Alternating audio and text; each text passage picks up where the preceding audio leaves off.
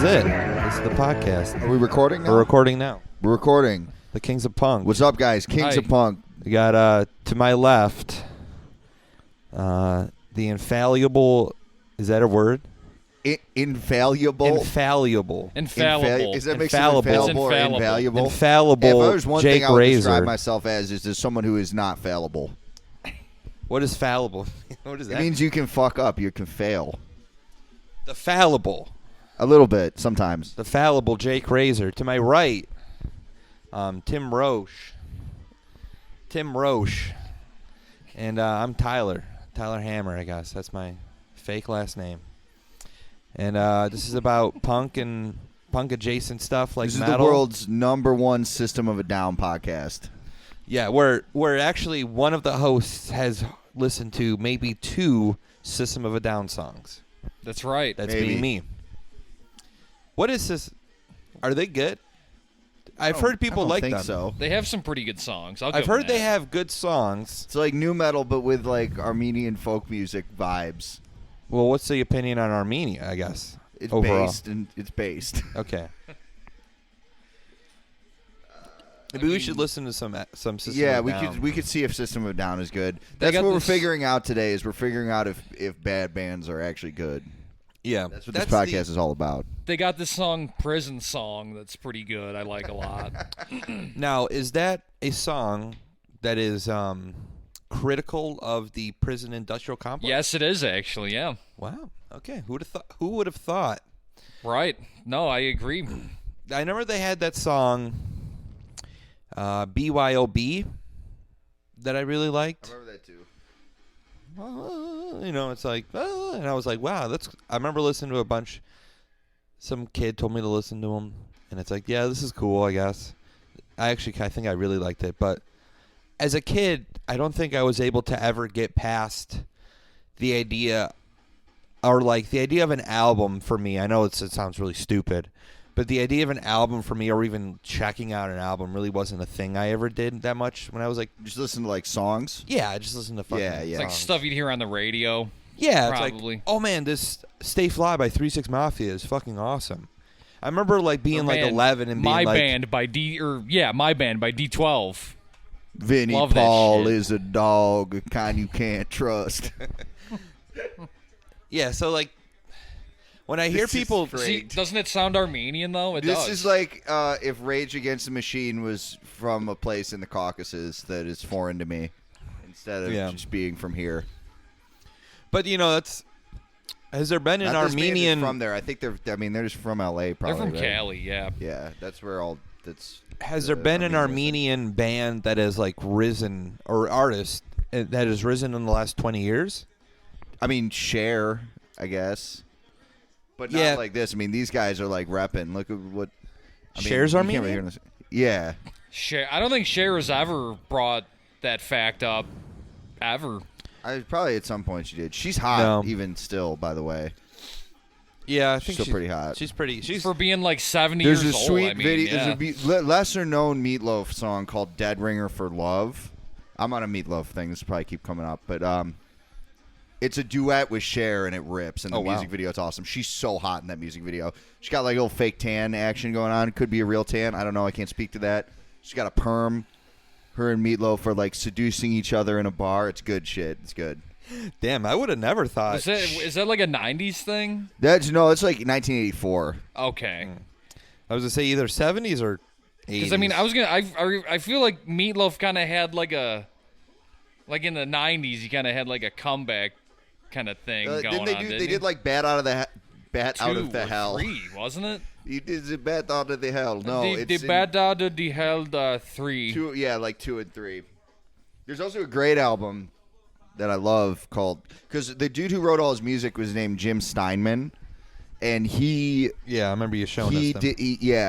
it's the most theater kid shit in the world, but he wrote an album called Bad for Good that Meatloaf was supposed to sing, but Mr. Loaf was like partying too much and couldn't do anything. So Steinman sang the album, made the album himself, which is great because he can't sing very well. Like his voice cracks a lot. He has like a reedy, shitty voice, but kind of, in my opinion, kind of makes the album. There are songs on it that are completely unlistenable because they're so bad, but the good songs are really good. I like how. Why? I guess two things. Why not get another singer if you like? You're not that good. It would be better if you could just get another singer, someone who's maybe kind of like on the up and up. Like, hey, you got this whole freaking album. Or like, B, just like wait. Just wait a little bit. He had some reasoning about why he didn't want to wait. I'm glad he sang it himself because I think, like I said, I think it makes the record. To what extent he's aware that was the effect it was going to have, I'm not sure. Maybe he didn't know that he couldn't sing. Yeah, I don't know. It's like always all the contract shit with like labels being like. Yeah. What do you guys think of this Prison Song movie featuring Q-Tip and Mary J. Blige and some other guy? And Serge Tankian.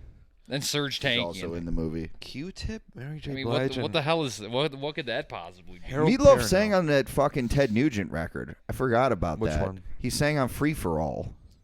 I don't. did. I'm not. I a fan just of constantly that. forget about that he sang on a Nugent album because Nuge was never like the lead singer for his group. Was it Sang, really? like some songs, yeah. Yeah, that's For- not him singing. No, Yeah. I remember finding that out too, Wait, and wait. being like, wow, that's For Ted Nugent, his like solo stuff. He's not the main singer. no. What the fuck?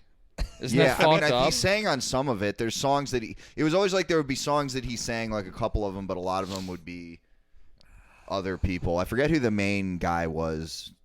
He had like a French name, I think. But yeah, Meatloaf was one of those guys on Free for All. Wow. How did the concerts go then? I think you would have that guy sing sometimes, but Nuge would sing some songs. I always like Double Live Gonzo the most. The version of Great White Buffalo on there, which I think, I don't know if he does vocals on that song or not. I can't remember, but that song rips. It's a good one. Yeah, Tim, are you looking up some Nugent info over there? Trying to find it. Trying to find some Nuge. Some instead of news. I mean, I'm it's just looking up. I just Nuge. wanted to look up his one of his '80s records to put on because those suck. Yeah. Yeah, dude, when I saw Henry Rollins do his spoken word thing when I was in high school, he talked about how him and Ian MacKaye and all those guys, like they were all, this is where straight edge came from. They were all about Ted Nugent before they got into punk, and even early on when they were into punk, because Nuge didn't do drugs. That was which is a bigger deal in the 70s than it would even be now. And he said he remembered when the Weekend Warrior album came out, the one with like keyboards, and I think he's got a guitar gun on the cover.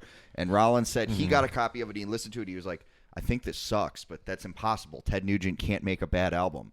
And then he brought the album. He was like, I need Ian's opinion on this. And he made Ian MacKaye listen to it. And he just sort of silently listened for a minute. And Ian MacKaye was like, this sucks. This is a bad album. And then they were done with Ted Nugent from that point on.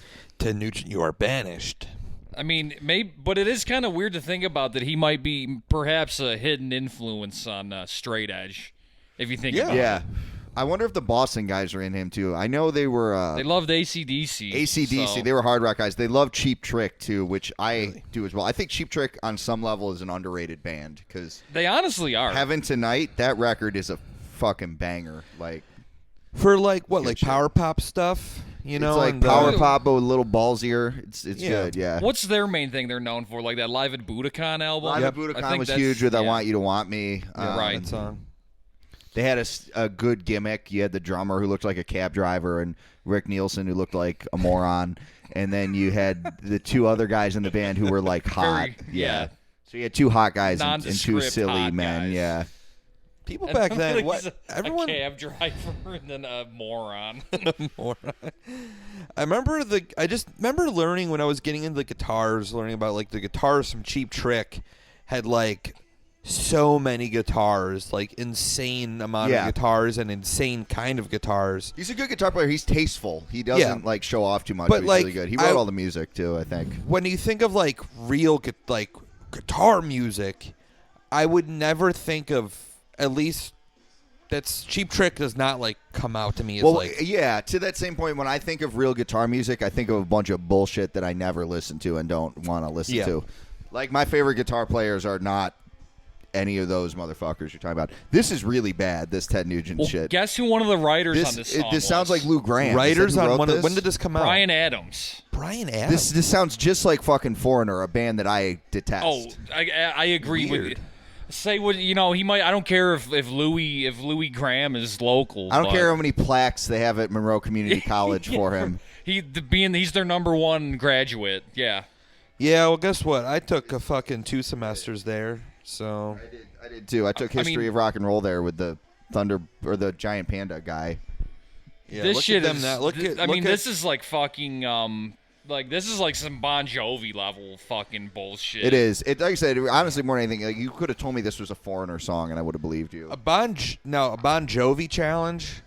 See, It probably suck, right? Listen to every or what Bon our Jovi listeners album. may not be aware, me, Tyler, and several of our friends that are on Mean Facebook, rock and roll machine. we end up doing. We usually once a month we end up doing these musical challenges where we listen to bands' discographies or multiple bands in like a specific genre. Right. So today we started doing Metallica and Megadeth, an album from Metallica and an album from Megadeth.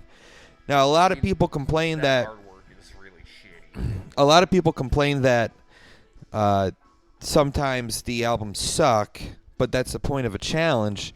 It's not a challenge if it's like, let me listen to the Brodekin fucking discography. Yeah, or let me listen to the let me listen to a bunch of Yeah, Black Negative Sabbath Approach. albums. Wow, yeah, I the like negative Black approach Sabbath. challenge. Right, Yeah, where the negative it's approach two challenge. good records or whatever. And I then got like one. You're doing the Sex Pistols challenge, but the live album of the reunion show from 1996, you have to listen to 8 times. I was gonna and you have to say listen to all the Steve Jones solo records Ooh. from the 80s. I was gonna say the negative approach challenge where it's just album after album of just like live recordings that Yeah, they the have, ones that sound like noisecore. and it sounds like shit.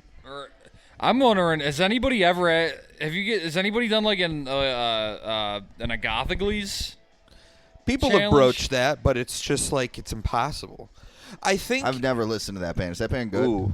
I mean, Good, right? Better Agathocles. live than on record, honestly. Saw 'em in Buffalo 5 years ago, and they just sounded like a pretty raw D-beat band. I would cool. say Agathocles is a band where if you picked out the best stuff, which is like hidden in this impenetrable mound of shit most of the time, and that's what most of it is shit. There are some solid gems. But when I see friends like, ooh, we got to split with Agathocles, man, shut the fuck up. They definitely save their worst tracks for it. It's like, hey, you want to do a split? Yeah, here is 18 songs we record with In 1988. a telescope. It's like, wow. Thanks. What I accent can't was wait that? to Where are they hear. from? They're from Belgium. Okay. Yeah.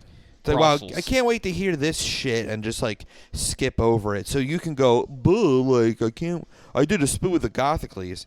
If he does a split with anybody, who gives a shit? If he would do a split with Ted Nugent, he'll do a split with anybody. Now, what I do like to hear, and what I remember Ralph, who is one of the preeminent collectors of Agathocles music, Ralph from Haunted Hotel Records. Shout out to Ralph. He says like Ralph? lately he's been doing like last like 10 or so years like Jan has been like hitting up like older bands from like the 80s and stuff like that, like a Cyanamid. Yeah. Oh yeah. To do splits, like try and do splits Right. or put out. It's a fucking band from New Jersey? Yeah. Whoa. They Satanic, Agathocles did a split with them, and it's actually that's a 6 split. Satanic Malfunction too, I think, is another. It's a old Yeah, cool like band. band. weird Yeah. shit like that. So that is cool.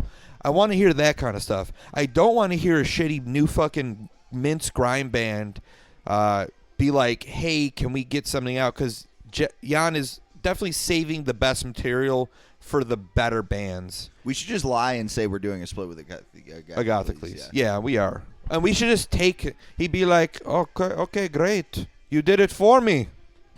And there are definitely there are so many splits where it seems like the bands are fake. Like I remember like looking at like years ago downloading stuff, and it's like Agathocles and Lettuce Vultures. That doesn't seem like a real Lettuce band. Vultures? That Lettuce sounds completely Vultures. fake. This was a fascination of mine in like senior year of high school, maybe junior year or two, is fake punk. This was a whole phenomenon in the late 70s. You would have like hard rock guys who could be session musicians for all you know, and they heard that punk was the new thing, so they would crank out a punk record under a fake name. We could play some of it in a second. It's sweet. Fake punk rules. Never heard of that. It's better than real punk. There's a good one. This one's more like a parody single. There's a sweet song by Doug Mulray. He's an Australian guy. He does a song called I'm a Punk that I remember when I first heard it, it was online and people were listing it. They thought it was an Anti-Nowhere League song, but it's not. But it might as well be. There's one from L.A. called Christ Child. That record's sweet. Yeah, put on Christ Child. Crazy, Dirty, and Dangerous is a good song. They got a song called Washington AC/DC that's good. I remember there was some label, I think German label or something like that, in like the late '80s that was putting out like. Put on Crazy, Dirty, and Dangerous is a good one. They were putting out like fake metal records from like it was a German label? Yeah, it's like if you're talking to him, you got to talk into the. Sorry, I'm looking. And yeah, all the records are really Some shitty. rules. So hopefully this is cool then. You're talking about that Thrash Queen record, right? Yeah, I think something like that. There's a bunch of records. Dude, I used to love this album. I listened to this so much. I want to get a copy of it. Is it It's like just a rare? bunch of guys from L.A. They came up with like a whole fake background story for their band, but it was just like they were trying to make money. They heard punk was the big money maker. Huh? What Guess it what didn't idiots? work, huh? What idiots Yeah. think that? Yeah, because it's like there's a. At that point, it was though. It's 77. I remember the one story that like punk guys from the 70s always talk about is they knew it was blowing up when Suicide got a record deal because these record labels were just like, we need to sign everyone from this scene because it's the new thing. Everyone got it. You get a record deal. yeah. You get a record deal. You get a record deal. Suicide got a record deal. Yeah, The most inaccessible band ever. Like probably second only to their like cousins in the UK, Throbbing Gristle. But like, and in England, same thing happened. There's so many like 16-year-old bands Yeah. from fucking Blackpool or whatever who got to put out a record called like Blackpool on the rivers. yeah. I mean, if you think about it, You yeah. gotta put out a record called Safety Pin. The band is called like Adolf and the Nazis, and it's on a major label in England. Yeah. Or that's even kind of like GBH even like get. You know, it's like how would, GBH you would blew up think a that little they bit, would too. never. I do like these song titles. She's just a bitch. Blow it up. Let 'em eat rock. Yeah, Let 'Em Eat Rock is a Let good 'Em Eat song. Rock. Crazy, Dirty, and the Washington AC/DC. Hell yeah, dude! This record rules. That's a real. It's cool that they were coming up with like pun names like this and like when did this come out? 77? You Yeah, said? yeah. Wow. I bet these guys are probably huge jerks. Like I like it. I don't know. No, this record is great. I want to start listening to this again. Star Whores, that's a good song. That one has a synth on it, as you would probably assume. Let 'Em Eat Rock. Come on, dude. Is this the first song? No. Oh, that's the song. Crazy. Five Finger Exercise. What could that be about? Five Finger Exercise. Yeah. Yeah, this whole record's great, man. Weird. Anything else from that? Fake punk. Yeah. We could do the Doug Mulray one. That one was like a joke, but there's other ones too. Oh, there's Helen Keller, Surfing with Steve and Edie Amin. That's a good song. I used to have a ton of them. I can look up a couple of them right now. I had Well- like a whole mix fucking playlist of this shit back in the day. I guess this is a good segue, I guess, into anything we've been like listening to. Like, what are some things we've been jamming, fellas, on Things our? I've been jamming. You got me back on the Dowdy Balders kick. Nice. The Burzum record from jail. Wow. Let me get that Varg Vikernes type beat. It's an insane record. I do think it's really good. Obviously, he was working with his MIDI keyboard or whatever that the Norwegian government let him have. The music itself, though, is, I mean, only someone that insane could write music like that. Yeah. Because it's so dark. I mean, it sounds like, as ridiculous as this may sound, like I listen to that dude's music and maybe even especially that record, I'm like, whatever weird Nordic demons you believe in, I believe that you've talked to them. Because you listen to it and it's like, yeah, this is dark. This is from somewhere else. This is not from planet Earth. Because how else could you come up with it? And there's an intense sadness to it, like to that record especially. And you know what's crazy about that record, what I always got from it? It's like through that fucking synthesizer, you can hear how angry he was. Like you can hear the rage of him being in jail and whatever insane fever dreams he had about Yeah. why he was in jail. He which is couldn't- crazy because that's like not a heavy album at all. It's not, but it sounds pissed. It sounds yeah, mad. yeah. He sounds fucking angry. And I don't think there's even words on it. There's no right? words on Yeah. it. Nothing. He was just mad. He's like, I can't cut myself. I'm emo. You know. I gotta wear He had long to- sleeves when I go get my Yeah. food in the prison lunch line. He had a swoopy haircut. He just didn't let anyone see. You know. Yeah, that's a pretty good. That is a weirdly good good record. I do like it. I mean, the artwork too was really cool. Like, it looks really weird and creepy. Yeah. Yeah. Yeah, the artwork is cool. It's like a stupid drawing. They all look really dumb. But it like works somehow. Yeah, it works. Let's see. What have I been listening to? I listened to some UK grime too, Stormzy, that kind of shit. Oh yeah, that one song you were playing yesterday. yes, that was Stormzy's sweet. So, I mean, grime is pretty hit or miss. There's a lot of stuff where I don't think they're rapping on beat, but even the stuff that's bad, I still like. It's like, okay, this is cool because the beat is bad and the rapping is also bad, but I like it. Yeah. Some of it is actually good though. Wiley is sick. That Can't Go Wrong song is cool. I think I've just been listening to like Gizm a lot and like That's a good one. I don't know. See, it's all. The thing I hate about Spotify is that like it only saves like your last like 4 things pretty much you like listen to. So like it's like, oh, what did I listen to recently? I don't really fucking remember at all. Yeah. And that's kind of sucks. I don't know. Gizm and shit, probably Cannibal Corpse. Tim, type in Doug Mulray. Tell you, That's make sure we're not. Yeah, I don't want it to be like last time where we're just like listening to something and then like people can't hear or maybe they'll hear in the background. And it's just like. Yeah, we'll try to avoid that. In terms of other stuff I've been listening to, I don't know. It was Halloween, so I actually, you know what? I didn't really listen to Danzig this year. I listened to Samhain November Coming Fire a little bit. That's a good I was one. listening to AFI. That All Hallows EP is great. I think the version of Halloween on there is better than the original. I don't know if that's a hot take or not. The new Bleeding Out album. That's out it now. dropped. It dropped. I was listening to that a bunch. That shit's dope. That's like the best grind band, I think. Which one? Bleeding Out. They're from Canada. We did a couple. They asked us to do like some shows like last year. They just like hit us up and they're like, "Hey, you want to like do some shows in like Canada?" And we're just like, "Sure, I guess so." We don't know who you are, and then it's like their guitarist played in Fuck the Facts. Johnny, he's awesome. Like Dave and Eric played in Calm of Heaven and some other Canadian. Yeah, they're all just like fucking playing a bunch of cool ass Canadian bands. So it's like, fuck, why not? And it was odd. It was like seriously one of the best times, and like they're like the nicest people ever. So it's cool when like people are like really nice that are in bands. Yeah. But also their bands don't suck.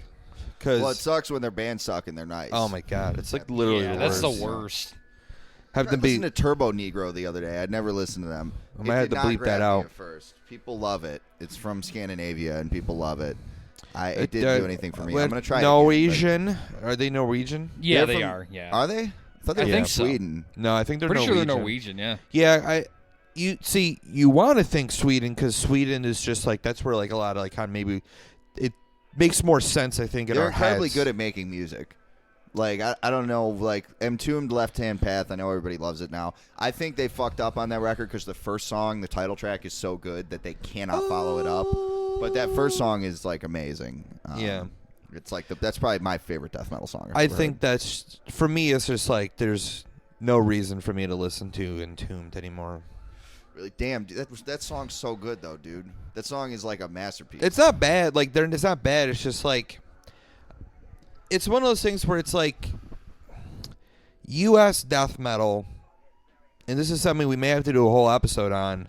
U.S. death metal is so much better, especially in the late 80s, early 90s. Like, because, like, every Swedish and European band for the It most just part. ended up trying to be like fucking like hard rock. Yeah, it's at like some point, let's basically. play Entomb our did do rock that. and I roll. like some of that Entomb stuff, though. I used to like Wolverine Blues. I mean, I like helicopters. There's yeah. Helicopters is cool. Oh, I wanted us to cover City Slang, that Sonic Rendezvous Band song that Helicopters also did. That song is sick. But yeah, for listeners who don't know, all three of us are in a hardcore punk band called Leaking Head. We played our first show with this lineup yesterday, actually. Technically. That reminds me, speaking of Sweden, Spezio came up to me after the set. He said he was expecting it to sound like Anarchist Attack. Anarchist Attack, Anti-Simex, but then it sounded like Absolute Country of Sweden instead. Oh, yeah, and I was perfect. like, yeah. That's what we're going for, I guess. But with other, weird like Japanese, U.S. Yeah. Our band's New really York good. touches, Is what I'm yeah. telling you. I think we're just trying to I guess the way I would surmise it is that we just want to take influence from all of the scenes of punk and infuse it into one kind of Yeah, I mean the way Spezio put it. Shout out Jake Spezio. It's been my boy since forever. He was like, there's a certain approach to hardcore punk that's just international hardcore, right? Yeah. I would say the last Direct Control record is like that, where it's you're not just doing the Discord Records thing, but you're also not just trying to sound like you're from Japan. Poison Idea was like this because Pig Champion was such a crazy record collector. Yep. You have to, and I've been trying to do this since I was in high school. I'm glad I finally have a band to do it with. You can synthesize all of that to an international hardcore band. And the way Spezio put it, he was like, "Yeah, you got to be a boss to do that." And I was like, "Yeah." We also have to know what you're fucking Yeah, you have to know your shit. it can only come from being an obsessive freak about that music. Yeah. I listened to an interview with Jerry A, and he was talking about how Pig Champion Robert would buy every fucking record. Yeah.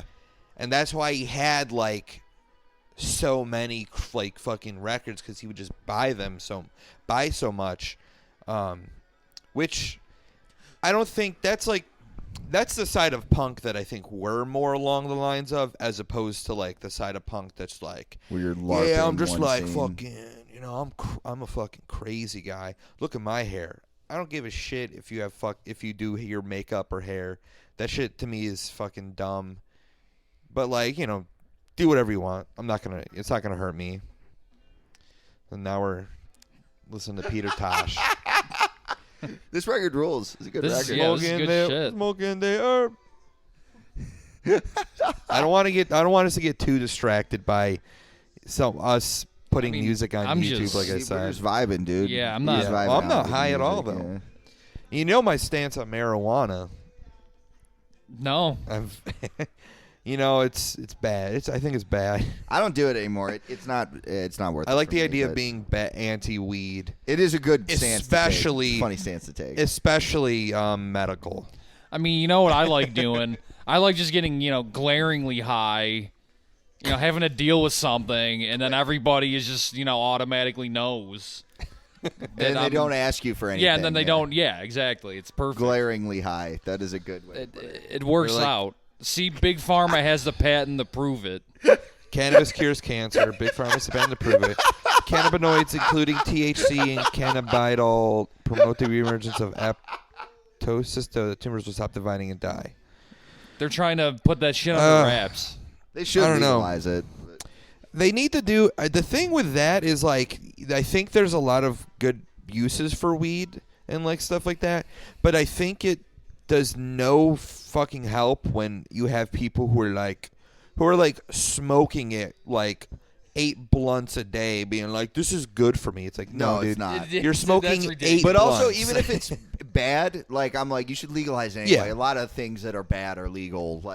Fucking jacking off all day is bad for you, and you can completely Yeah, do that's it totally legally. legal. In fact, the government is almost you should do that. Please Yeah, it's jack good to off do. all day. I mean, what else are you going to do in quarantine? So you're going to tell me I'm not going to jack it 9 times a day? They're gonna start making, You're talking to it more. they're gonna make sorry, I'm not, We're getting used to it. but they're gonna give, more money to, porno companies for They're gonna give you guys got to make more porno for all these quarantines. They're gonna give you credits to use on OnlyFans. Yeah, that's the next stimulus. This Well, shit that is was such the a next scam, stimulus. They were like, Look, I mean, it We'll helps give you with, a monthly stipend to OnlyFans of $80, and we'll give you like 2 joints a week. And people were like, "No, I don't want. Can we just I get don't money?" want this frosty weed. Yeah, there's pictures of weed on the TV in front of us right now. Looks like And there's snow The on government it. was like- infographics. Trump was like, "You get he's the playing good a Peter weed. Tosh music video, and there's It's like, not gonna be dirt weed. This is my Donald. Look, everybody. we got great weed. We got the best weed. It's gonna look like there's snow all over it. You might think this. What is that? Cocaine on it? This No, video it's just has so like infographics about how weed cures everything. Like- but that's what Trump should have done about COVID instead of the hydrochloroquine thing. He should have been like, "You just gotta smoke the dank, folks. It cures everything. It'll See, get rid he of the can't- virus. Smoke the weed." See, he We got the can't best weed. because Trump is a straight edge warrior. Trump is a straight. Trump doesn't do drugs. Which is that's like the most fucked up It's thing. completely fucked up. Do his sons do drugs? I think Don Jr. does coke because I've watched I think- videos of Don Jr. talking, and there's no way They he doesn't probably do coke. drink. I can only imagine. Barron, we know Barron drinks, does the big 3, smokes cigarettes and weed and drinks. My impression Yeah. of Don Jr. is he might be one of those freaks who does coke but doesn't drink. That's weird. That's like that's just a guess, but that's like peak rich guy psycho levels is when you just do coke. I mean, if that's the case, Watch then out for those guys. he's definitely got some bodies on him. That's for sure. Yeah, that means you kill people if you do that. I Yeah. should start doing that. I'm just gonna do cocaine. But with no drinking. No drinking, just yeah. doing cocaine. I mean, People will like you. Those are likable people when that's the only drug you do. that's how you make That's friends. how you make friends is just doing cocaine. You can't do it all by yourself. You Yeah, know? yeah. And they'll be drunk, but you won't be, and that's normal. That's good to do. And then you can abuse your relationship with them. Yeah, you can do that. Yeah, that's true. Peter Tosh version of Johnny Be Good. What is that like a Johnny Be Good? Ding Oh, dong, for our ding dong. listeners, here's the That's thing. funny. Here's very funny. If you want a really good laugh, if you have like an hour to kill and you're just like, man, I don't know what to listen to. I don't know what I should watch. I want to have fun. Watch the Wyclef Jean footage from Woodstock. 99. I have not 99. watched that yet. You guys told me That about shit this. is No, we shouldn't. I don't know. Let's not put it on. Let's not put it Oh, on. come on. We already watched it. You should watch it. We should watch it maybe after, but when we're done with this, we'll we can we'll watch put it. it on. And, But he definitely was, because he definitely is like on some like, weed is good, man. Like he says it a bunch, and he definitely had been smoking probably so much weed that like someone was like, "Hey, Wyclef, next week is the Smoke less is weed. the show is the Woodstock 99," and he was like, "Fuck."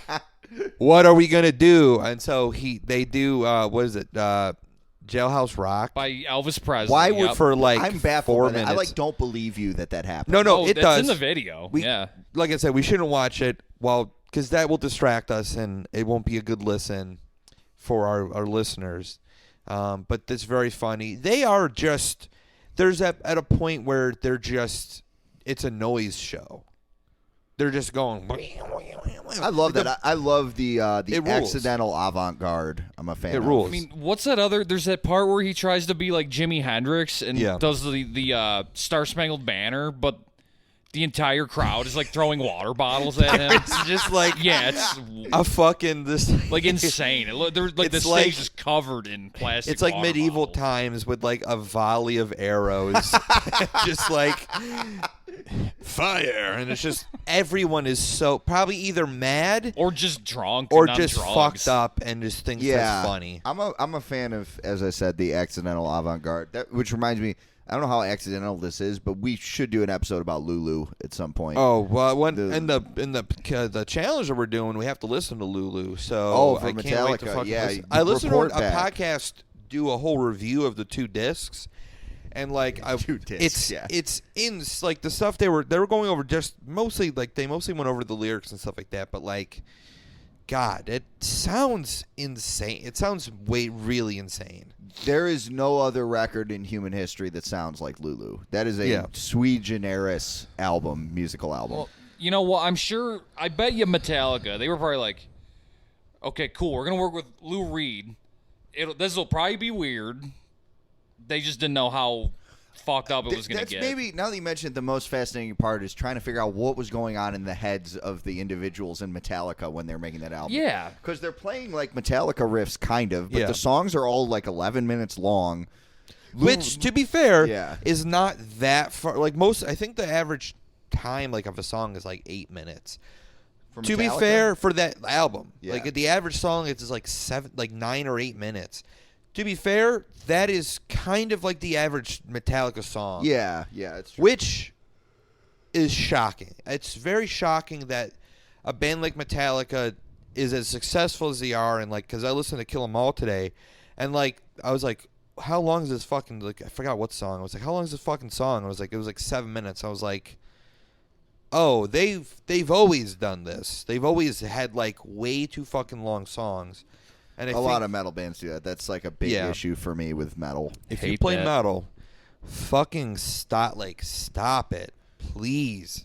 Take that 6 minute long song. No one cares. No one fucking 3 cares. minutes, 26 seconds. That was, they did like science to determine the optimal length of a pop song, and they determined Yeah. 3 minutes and 26 seconds. And now every I fucking agree. song is a minute 49 seconds. Yes. Like Yeah, every it is, rap though. song is Yeah. just like, hey, what if we just decided to be really bad at what we did? Because I don't, you know what? And here's the thing.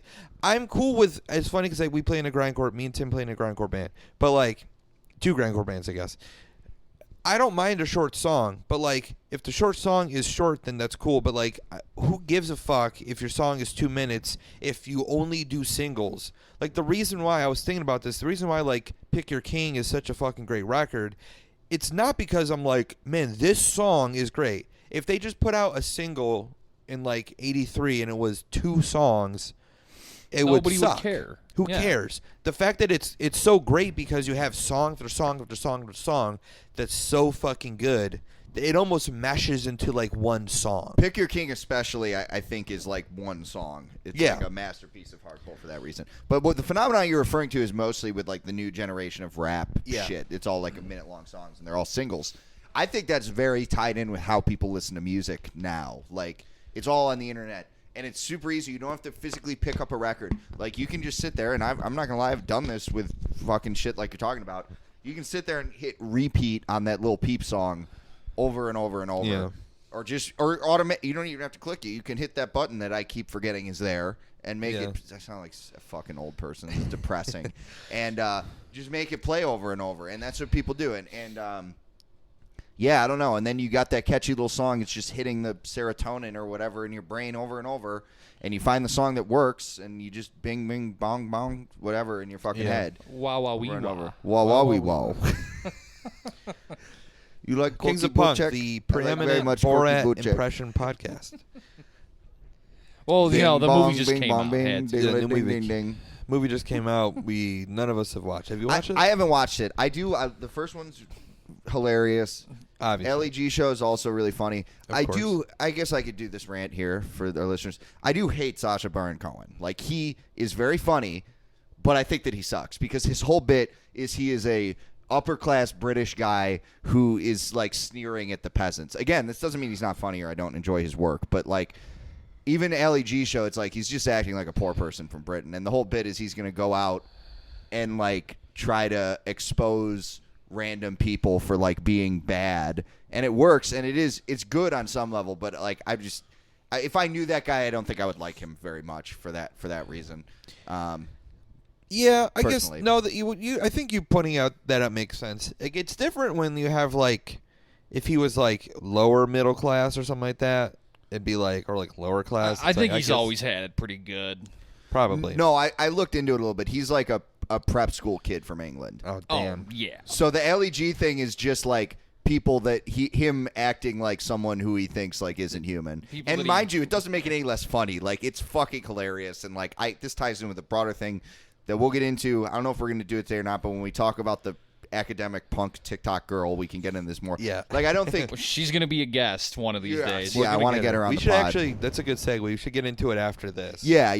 Because I think this idea that the culture you consume is really important, and it's a political statement, and that the purpose of consuming art is that the people who make it are nice and you like them is fucked. And that's why everybody is into superhero movies now, because superhero movies are, it's like, oh, it's the good person. I'm watching a movie about the good guy. Yeah. It's like, that is so fucking insipid. It's like, very. Superhero movies are so fucking lame. Yeah. I can think Sacha Baron Cohen is a piece of shit and still recognize that fucking you like very much Corky Butchek is fucking Right, that's funny. Fucking, I like the LEG with Chomsky where he's like, I was here with my main man Norman Chomsky. So how many words do you know? It's good shit, but I don't have to like the guy. But it is because even in Borat and shit, like the whole thing is, oh, he's showing how racist Americans are, and it's like he's mostly. I don't know the people that he's like exposing, but they're people who are coded to his audience as like working class. I don't think they are, but that's how his audience sees it, and it's like, dude, fuck off. You're like a rich guy from Britain. Like you are in no position to think you're better than any of these fucking people. I think I saw. Also, if I was from Kazakhstan, I would want to kill that motherfucker because that's the only thing anybody knows about that country now. I think joke. I saw this, and it's the fact that it's a funny joke makes it so much worse. I think I saw this take on Twitter where it's just like, how many times, like especially in the new one, where like he did something. I think it was like a bakery or something. Went to like some bakery in the new one to have him write something about maybe Jews or something like that. And it's like, I don't know. Don't put the words in my mouth. And like it's like, how many times did he go to a certain to these bakeries to get that result? Yes, yeah. And you will never know that because that's not how movies work. So you have to suspend your, like, if you don't think about it, then yes, it is funny. But when you think about it and, like, you're trying to get that reaction out of people, that's completely different. I think maybe a really good example of, like, that without, like, what kind of he is doing without this, like, broader context of, like, how he looks at, like, maybe lower class people or what Sacha Baron Cohen thinks of other people is Bad Trip with Eric Andre because I was just thinking that actually. None of that is predicated on like discrimination or like anything like that or like hatred or anything like that. It's just, wow, Eric is doing this insane shit and like anybody can react to it, and usually it's always probably going to be funny because like how else are you going to react to it? Yeah. Well, you know who the king is now. The definitive journalistic work of 2020 is All Gas, No Brakes. Oh, yes. Because that guy, remarkably, even when he is dealing with truly terrible people, I don't think he has contempt for his subjects at all. He is, and you can tell because people he's talking to are stoked to talk to him. Like they want to share their truth as they may perceive it. And it has a different effect on the audience. Even if I would say is the Proud Boys one the more recent one? I think that's the latest one he did, yeah. I think because by then, you know for a fact that those Proud Boys people, because I imagine people who are Proud Boys probably more online. Right, they would probably know about probably that. are online, so they're probably aware of All Gas, No Brakes. So they're probably like, well, he treats everybody like I think he does. Like he doesn't really. It's kind of like some like he stays absolute pretty neutral. It's I like think. Absolutely Productions, kind of like maybe zoom in some goof. I think they actually got to deal with Absolutely, which good on you guys. And I think he's not like, I don't know. They do a really good job of like painting like a video without making them necessarily be like the butt of the joke, I guess. Well, it's not like we're not like laughing like ha ha ha this person's stupid. It's like they're gonna sometimes make themselves stupid if they are stupid. He lets them make that point themselves, which is crucial. I think Joe Rogan does something similar but a little different.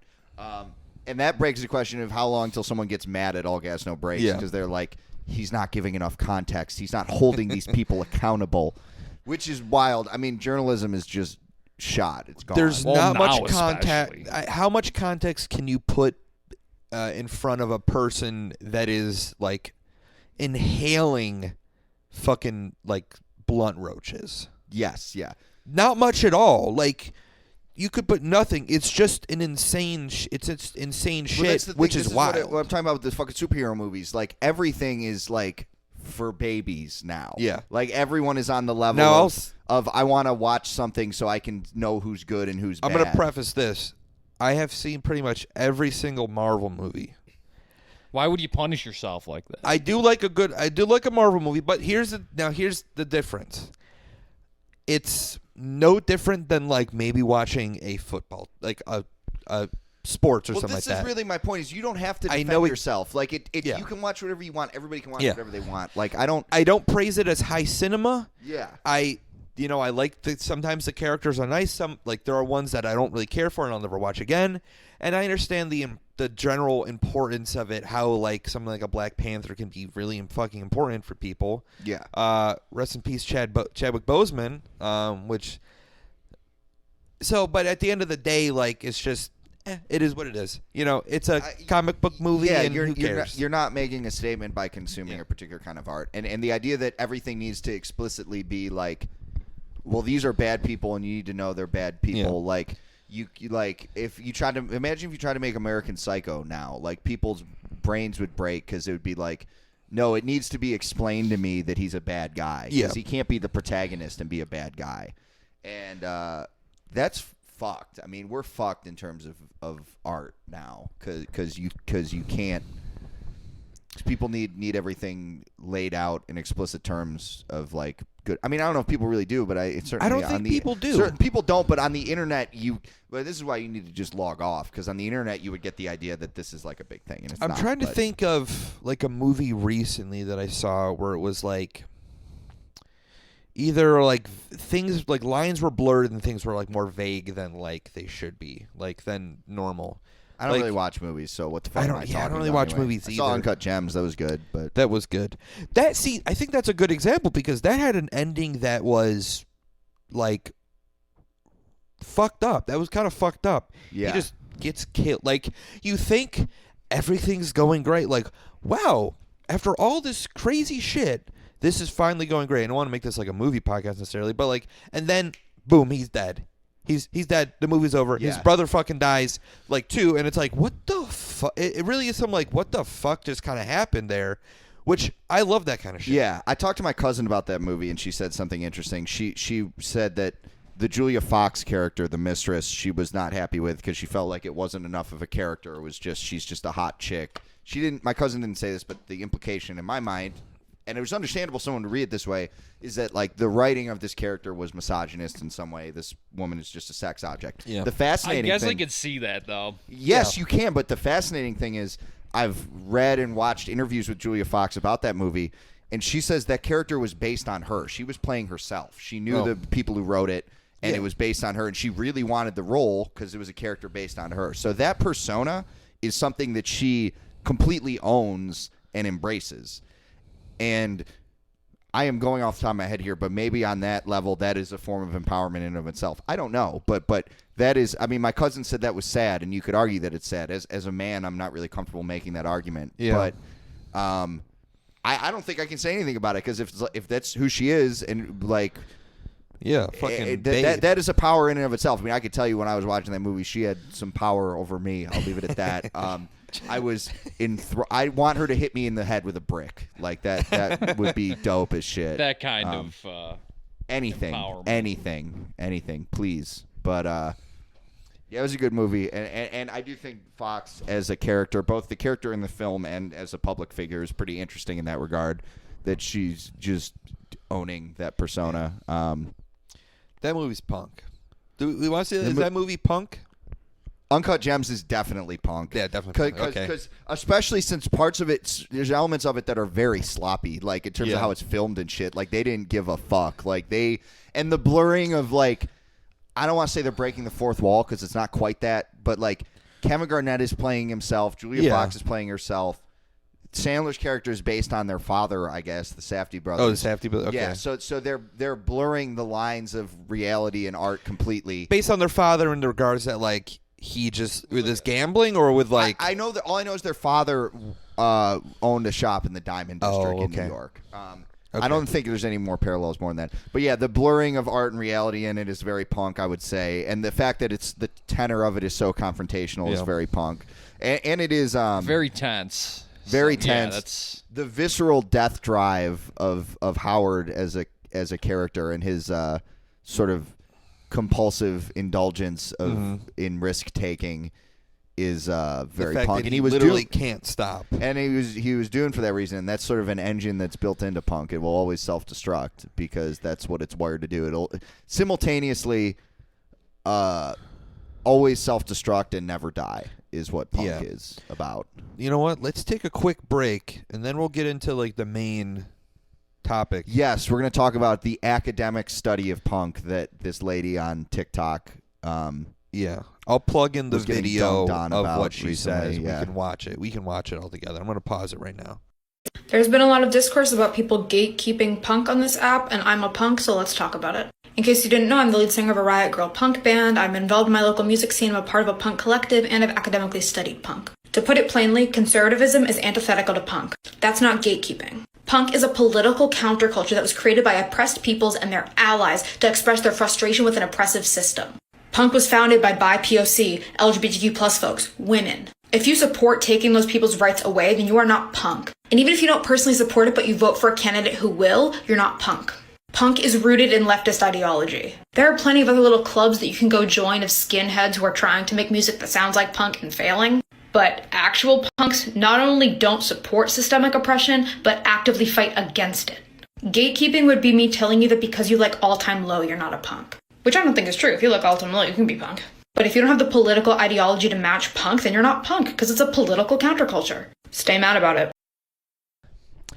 All right, that was our break. You probably heard that. I'm going to try and get that clip in of I've academically studied punk TikTok where Maddie Vespa Maddie on Vespa. TikTok, and I just want to emphasize, I've Before watched we some get of her other into TikToks. This girl seems pretty cool to me. She is getting dunked online a lot, and at least I swear to God, I went to like her Twitter because like the reason why we found this that at least I found, I think you found it too, Jake. Yeah. Is that I saw it was like a reply to something on Twitter. right. And that is like a bunch of people were like dunking on her on Twitter, I think. And I went to the original post and it was deleted. Yes, which is concerning to me, and that's why I want.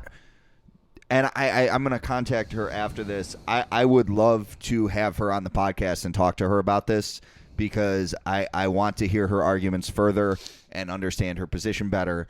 And whenever I see somebody getting dogpiled like this online, unless it is like a truly vile opinion, my take is usually like, okay, this might be kind of funny, but or People funny are to me. being a little reactionary. Yeah, to it. and I would like to hear her make her case. So if she hears this, to the girl reading this, Yeah, sorry, to the girl reading this. Probably- please come on the podcast, and I would like to hear you discuss this further. And we're going to be giving our takes on it, so you'll know sort of generally what you're responding to Yeah. should you choose to do that. Because I would like to hear more from this girl about this. We'll probably even, if we end up getting her on the podcast, talk to her about some other stuff. Just Yes. maybe just punk in general. Yeah. I think we're gonna try and get maybe I'm gonna try and hit up people about guests. If you guys know guests, then we should hit up people. But I forgot. So she's talking about gatekeeping on punk on TikTok. She what I gleaned from this is she was getting accused of gatekeeping punk because she said something to the effect of conservatism being antithetical to punk, which I maybe on a purely aesthetic level I don't totally disagree with her. Like I do think like the aesthetic of like people who are into Trump and shit is profoundly unpunk, and I don't really feel that. At some point, I can explicate that further, but it's an aesthetic thing that's so obvious to I'll me say that this. I almost don't know where to start in terms of how obviously unpunk all that shit is. I'll say this, and I think we all can agree: liking a president is not punk. Oh no, That's also not at true, all. yeah. And I'll say this as someone who would love to have Bernie Sanders as our president, but you take Bernie Sanders' fucking policies and put them on someone else and like their track record, I'm for them too. I'm not into Bernie Sanders because he's fucking cool or something like that. Like, oh man, he's got like, he's fucking, the fit is go on Bernie. No, I don't give a shit about that. And guess what? Bernie also probably agrees. Is like, Yeah. you like me because of my policies, right? Not You because don't like me because I'm punk. You don't like me because I'm. He is kind of cool. He's not punk by any stretch, but No. he's cool. He's funny. I like when Yeah, he's he like, is funny. At one point, there's like a journal interview with some journalists where he's like, it's his birthday or something. He's like, I don't like doing this friendly bullshit with people normally. I like talking issues. Gosh, we Yeah, can't go on a that's tangent about Bernie. But yeah, so I would say it is truly on the grand scheme of things, antithetical to punk to be like Donald Trump is cool and conservative, and because of that, conservatism is the new punk rock. Which, Yeah. to quote, I believe that is a literal quote from Paul Joseph Watson, Paul Joseph Watson, the guy who who's can completely eat my sucks. fucking Yeah. turds. I mean, as they come out my ass. okay, there's a few different tangents we could go on here, but I could see where in 2016 where Trump was running, the sort of mass hysteria about it, and I'll say this was kind of punk. His flouting of norms in our society, him doing something like going on TV and dissing John McCain, that was pretty punk. Like the Yeah. slaughtering of sacred cows is punk. The issue is, and this is maybe this will tie into my broader point that I was getting at earlier about punk rock, which is that was doomed because then he became president. Like now Yeah. he's in power, so he can't be punk anymore. Like so it is Like unless he killed John McCain. yeah, that would But- yeah. Maybe he did. Maybe he did. But that is sort of the Faustian bargain of punk rock. If you're truly punk, is that you are embracing a sort of slaughtering of sacred cows that will always self-destruct. It is okay. I'm gonna make my points backwards from how I thought I was going to. Yeah. But that's okay. Actually, no. I want to do it in the order I was Okay. planning on because the first thing I want to get Yeah. out of the way is the historical revisionism that this girl's engaged So in. what again did she say? So in terms of what I think is revisionism here historically is her making the claim that punk rock was created by POC, LGBTQ plus and women and their allies to fight an oppressive system. Now, this is not to erase the people from those groups that were involved Yes. in punk from day one. There were always certainly a lot of gay people. We'll say this: there is a lot of to try and paint a broad brush of almost anything is, I think, wrong. And there's a lot of things going on especially in the 70s, that leads to punk. Yeah, well, I'm getting there. Yeah. Because I'm not trying to erase the people that were involved No. that were from marginalized groups because they were there. There were LGBTQ people, it's black people, so on and so forth. But to claim that was like the base of punk rock is ridiculous, and also to claim that punk rock was directed at an oppressive system is completely wrong, especially in American context. You could actually make that case better for England's scene than the New York City absolutely, scene. yeah. Yeah, and I'll get to that. The NYC. I was listening to like some late 70s punk. I like found like a playlist. I was like, let me listen to.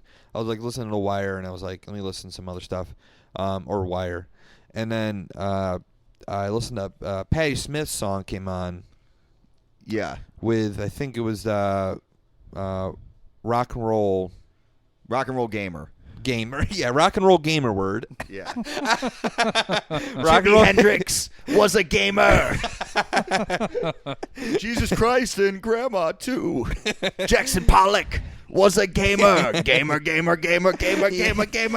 was like at work and I was just like, when she's saying Saying gamer, the gamer, gamer gamer, word. gamer, I'm just like, Jesus Christ! Like, There's a I god awful. understand. There's a god awful interview where she talks about that, but we can't. We could do a whole episode on that song. So probably. the idea, I guess, that in and of itself is like to think that like there's probably so many racist people within the New York punk scene. Even who probably thought Lester that. Bangs, who was not a woke guy, wrote an article he got in trouble for called "The White Noise Supremacist," where he called out a lot of this stuff. And actually, as I saw someone on Twitter make a good point. If you want to talk about like oppressed people having a music scene in the '70s, obviously it was the disco scene, and Or like that's funk or whatever. yeah, and that's why people hated disco so much, including punks. I mean, because it was. I mean, maybe it was, maybe it's not. I'm not going to psychoanalyze these people, but the punk disco rivalry, you could definitely read some implicit racism and whole- homophobia into that. The whole the disco sucks thing. That was, I'm sure there was. Oh, you know. dude, yeah, and so I'm gonna pick apart like the actual social base of punk for a second. first off, you got to understand where it's starting from. Like, it starts in New York City initially, and then England in the late 70s. Both places that were experiencing like bit of societal crisis, some turmoil, turmoil, societal crisis, and the people who were drawn to punk were mostly like art students or like upper middle class white people who felt disaffected and frustrated because although they were still privileged and had a good deal, their deal had become more precarious because society as a whole was declining. Yeah. So that is the social base of punk rock. That is identical to the social base of fascism. If you look at historically, that is exactly who joined the fascist parties in interwar Europe and even fascist movements in the present day. It is the disaffected petty bourgeois. It's people whose position has grown more precarious but are still in a privileged position and they're pissed off. So at one point she claims in this that in addition to making these kind of dodgy claims about the identities of the people involved in punk, she claims that punk was rooted in leftist ideology, which is completely false. Like that is just made up. Even the leftism in punk came later in England by way of Crass and these anarchist bands. Yeah. Whether we're not going to get into anarchism here. No, I don't think we should. I suppose we could look at like what those bands accomplished in terms of political change, and it would speak for itself. I shouldn't have said that. People are going to get mad at me. But no, I mean I think honestly, like when you think of like stuff like that, I think it's important to like kind of remember that like I don't think like punk has accomplished nearly as much as it has because it's not inherently that. It's not political. And because of that, yes. She says in this that punk is a political counterculture, and that I would put forth is objectively false, and anyone involved in anyone who knows the history of it would certainly know that. I could see though if you're involved in a particular punk scene, why you would think that because you'd be surrounded by people who have the same politics. It's also worth noting that the punk scene is much more diverse now than it was in the 70s, as you would expect. I mean, I'll say this. 10 years ago when I first started going to shows around here and shit, I sure wasn't like, oh, I'm going to smash the fascists. No, I was just like, it was oh, it was cool a bands. it was a counterculture, it was specifically a youth counterculture, but it wasn't inherent. We weren't like, boy, I wonder if I can meet the idea of being left or anything politically in like 2009, 2008, 2010 was just I didn't give a shit. Yes. Yeah, absolutely. Yeah. And nor did the people in New York City in the late 70s. Again, England, I think possibly, and I would have to review the history on this a little bit, I think because of the different political climate and the fucking crazy class shit they have in England, they became more politically conscious, albeit in ways that were deeply problematic and rife with contradictions. Like that happened there sooner. And I think people in New York City were maybe even a little bit dismissive of that. In the 80s with the hardcore scene, you had a lot of anti-Reagan stuff. You had a lot of reactionary stuff too. Yeah. You had people who hated Reagan but weren't left-wing necessarily by any means. I mean, in England, the left and the far left and the far right both hated Margaret Thatcher. There was a big horseshoe happening with anti-Thatcher stuff. Mm-hmm. Regardless, I was hoping to not dwell on her historical revisionism too much, but the idea that punk was predominantly started by marginalized people or anyone started it to fight against an oppressive system, I think is false. And with that in mind, I want to talk like a little bit about what punk actually is. I think it is worth examining though to the point I just made that on.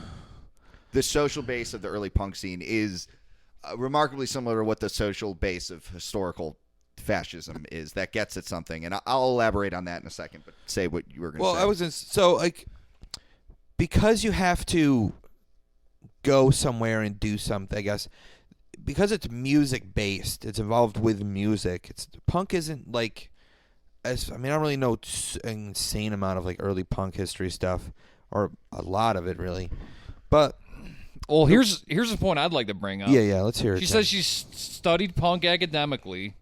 It's like, what are her sources? Yes, that's a good question. I got a degree in my favorite show. I mean, it's just this is to the point I made earlier. Like the idea that your cultural consumption is a political act, I think, is really poisonous. Yeah. And people should stop fucking doing that. Like you are consuming. When I go listen to whatever fucking band, I'm consuming, and that's ultimately what shameful to me, but it is what it is. That's so I think when you have to like, I'm trying to think of like how exactly I should say this, because we have to like you go to a show, there's like more things involved in it than just believing in something. So you know what I mean? Like punk isn't an ideology. You can't think punk. It's a feeling, which I'll get to in a moment. And ultimately, I think this is a big thing that people tend to like kind of forget is that like to be in a punk band is to kind of be in like almost any band.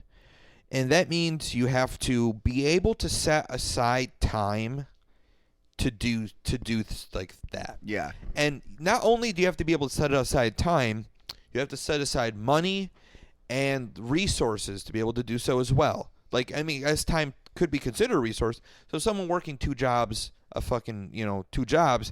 probably isn't going to be in a punk band because, A, they don't have the time to, like, fucking learn an instrument, even though, and the thing that I fucking hate is the idea that, like, punk music is, they're all bad at their instruments. Nah, fuck that. I think a lot of punk people are really fucking good at their instruments, and they're not technical. They're not, like, technical, but like, man, they got some fucking power behind I will say this is another difference in maybe between America and England, because in England you did have late 70s, early 80s, like squats and stuff like that. Well, or people what you had was an insane youth unemployment rate. I swear it was like 30%. So everyone was on fucking there you welfare. go. They got time to do so. So like, but you also have to like have to have money. You have to have you have time. You have resources to be able to practice and do it. Like I remember reading a thing about the Swedish punk.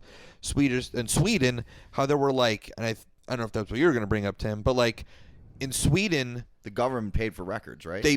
Canada does that too. A lot of places do, but there were like tons of like rehearsal spaces, so like it was really easy to be able to like kind of be in a band. Dude, America sucks. Dude. And it's so fucking hard to find a fucking space to fucking even jam sucks. in, like without someone getting mad. It's like get the fuck out. So. There's a lot of stuff kind of has to like turn and go the right way for even a band to start. Like how many bands just like end up breaking up because something stupid happens? Well, I mean, me and Jake both have experience with that. Something stupid happened and a band broke up. You know, like so I the idea that it is inherently that it was started because of started politically is like I don't know. That's just it's. When you think about it's kind of ridiculous because there's so much shit involved that like, and there's so many stuff that happened before it, like just general rock music and garage rock and stuff like that. Yeah, I just wanted to get back to a point that you had made. Like, you know how people people maybe expect punk to be like, oh, they're not good at their instruments. Yeah, I think people are maybe getting that confused with, oh, they don't know how to write a good song. Like their songwriting ability. Well, yeah, musicianship. Yeah. And if this makes me punk, then so be it. But that's not like something that's of great interest to me personally. Like I don't know, fucking Steve Vai is really good at his instrument. I will never listen to his music in my life. Fuck Steve Vai. Oh yeah. We officially hate Steve Vai on this podcast. This is an anti-Steve Vai podcast. This is an anti-Steve Vai podcast. Now, we touched on this, so just so everyone knows, this is take 2 of the Kings of Punk podcast. Yeah. The first episode we didn't have the name. We didn't really. I don't think we called it that. We called it that, but it was kind of directionless. We ended up confirming that Michelangelo Badio is a straight edge warrior, which is why his guitar was an X. He's like, look at how fucking edge I am. And who recorded?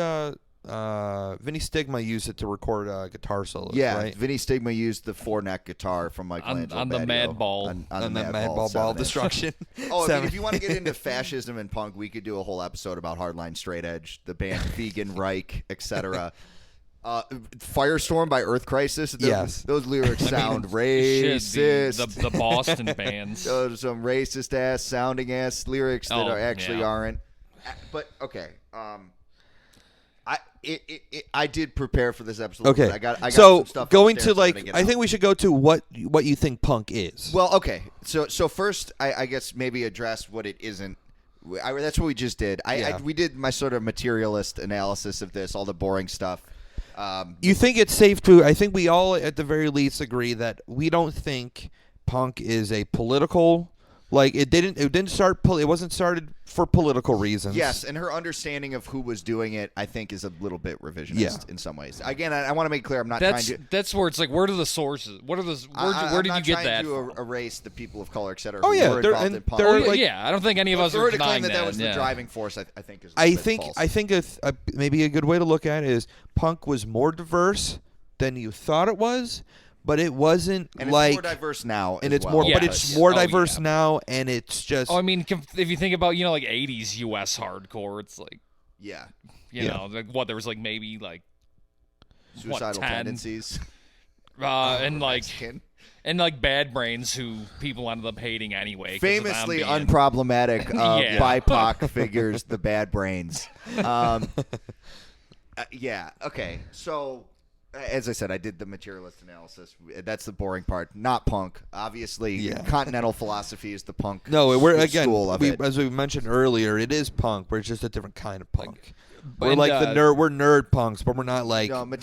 material analysis is not punk. We got to get to the idealism, which I'm about to do. So, I guess to address what maybe punk is, and this is a point that I came up with more recently. I haven't fully fleshed it out yet. But when you talk about punk, especially now, and this is what enables. Make sure you're talking into the. Am I talking yeah. in the mic now? I'm good. No, you're good. Yeah, sometimes when you Okay, move. I'll try and- not to do that. What enables her to do this is that punk has always been a simulacra. It is a imitation of something that never existed, and that has become more and more abstracted over time. At this point in 2020, it's like a simulacra of a simulacra of a simulacra. It might be simulacrum. I don't remember which one's plural, which one's singular. It's an attempt to replicate something that wasn't there in the first place. So it becomes more and more abstracted, and you're able to get to her ideas Yeah. about what punk is and our ideas about what it is, both of which are going to be wrong because we're trying to get at something that isn't there. We're grasping at air when we do that. Yeah. Now, the closest I could come to saying what punk is, and this is like going to tie in with why I think saying it's rooted in leftism is wrong. I think, if anything, there is something very fascist at its root, which, again, to the point I made in the first half, doesn't mean don't listen to it or that it's all bad. Like, because this Yeah. isn't, because we're not children. Fucking, I have been forced to think of punk as sort of a feeling. It has always been. I've been driven to it by a gut feeling. There's a feeling I get when I listen to the first Clash album or the Cro-Mags or whatever. Yeah. That is, it is a rush. It's exciting. There's something that is thrilling and visceral, and admittedly transgressive. Which transgression can be used to be progressive or reactionary. It can go either way. It depends what you're transgressing against. Transgression for its own sake in sort of a raw form is very reactionary. Like the original fascists in Italy were totally punk. They were literally saying like their political ideology, and this was in stark contrast to every other ideology that had ever existed, was all we believe in is gaining power, and if you stand in our way, we're going to fuck you up. They were not. It wasn't like Marxism where they said we're going to seize power to make things a certain way. Yeah. They were like the way things are going to be is we're going to be in power. And the guys who started fascism in Italy were kind of like early punk guys. They were like bohemians, artists, poets, futurist artists. Going back to the they were like what like middle upper class kind of Mostly, a lot of them were veterans. Yeah. of World War One. World War One. Yeah. So they had Yeah, because seen really fucked yeah, up. they like traumatic the whole shit. idea of fascism. I remember reading about it briefly recently. It's like starting like the late 19-teens, early 1920s with futurism. yeah. And they ideal. This is very punk too. Their whole thing was that action was more important than words or thought. They idealized pure action and speed and violence. Very punk things. I mean, think about a slam dance. You know, Shit. So they're and if I were to analyze that fascism further, I would get at that feeling I'm talking about. That sort of rush, that exciting feeling, and I am reminded of the ideas that Sigmund Freud had. Right, he thought there were sort of two drives that are competing in a human being. There's the eros, which is the life drive that drives you towards sex and recreating and creating. Yeah. And that drive. And then there's the death drive, which is the drive towards destruction, self-destruction, death itself. And somebody, I don't know if it was Freud himself or somebody else, said that fascism was death drive applied on a civilizational scale, which is why Yeah. fascist regimes always failed. I mean, once the Italian fascists took power, all they did was eat shit promptly. Like, they could not, despite their obsession with speed, efficiency, etc., they couldn't run a fucking government. So it can't survive. Yeah. And that is like punk, like I said in the first bit, it Right, punk is self-destructive. it's constantly, it is doomed every time you do it because it is there is that destruction is so inherent to it. It is pure death drive. Think about the videos of people slam dancing in Los Angeles in the decline. It is a ritualized like group psychodrama of pure death drive. I would say, and I would say this too. To add on to that, I think we see that. I think the one of the best instances that we see that early on is the death of Sid Vicious. Oh yeah, and then I think we Crash. see that to expand it to how we look at punk. We want our punk, like we love the punk bands that like fucking not. I would say crash and burn, but they go out with a bang. yes, They're- yes. I mean, we got shit, two look fucking at records, how and that's even it. Nirvana. Yeah, Yes, exactly. they're like that is we the death love drive. that. People love that That shit. is your death drive. Think about the shows we went to when we were kids. We can't get into Rochester history now, but that was so much death drive happening. Yeah. People fighting, people doing drugs.